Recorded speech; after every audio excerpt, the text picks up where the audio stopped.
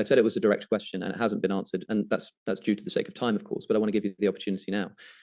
That deer, leg trapped under a branch on its own, no moral free choice, no moral soul development, no people looking at this with a chance to save them, giving them an ability to achieve some higher order good, just starvation for, say, I don't know, a week before finally being stumbled upon by a mountain lion who will kill it by sticking its jaws in its throat, and it will die excruciatingly over the course of a few minutes. This kind of thing happens routinely throughout the animal kingdom. I've said that if I gave you the opportunity right now, if I said that you were about to become a random wild animal somewhere in the world right now, when I press this button, I think you would kill yourself before I had the opportunity, because you know that you're about to enter a life of untold misery. The question is, why? Why is this allowed? And bear in mind that I don't know is not an answer. Oh, yes, it is an answer. I don't know is called honesty, Alex. All right, so this is a great question here. Like, why does random animal suffering happen? Why is that allowed to happen? How can a moral God allow that to happen? Let's talk about it.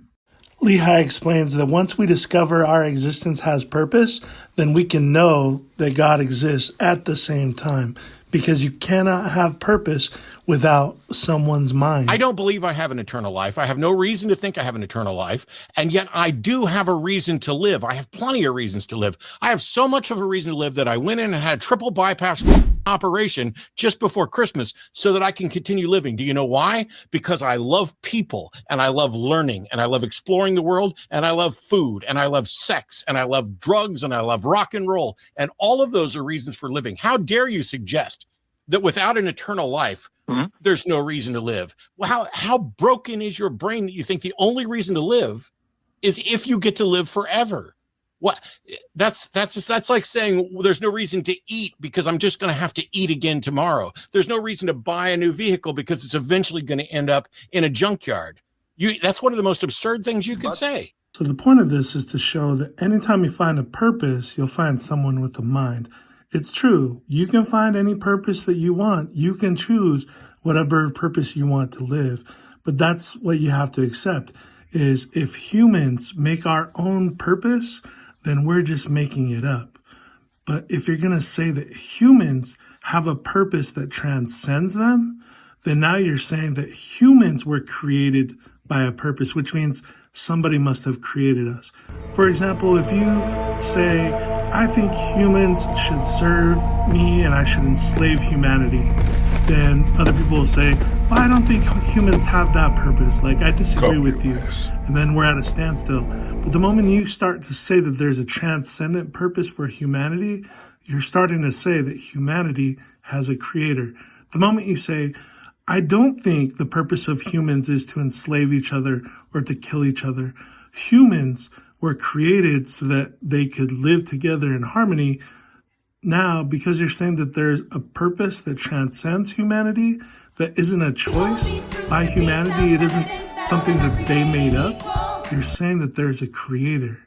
Again, whenever there's a purpose, there's a creator of that purpose. Without purpose, we would not exist. It is purpose that created us. Purpose that connects us.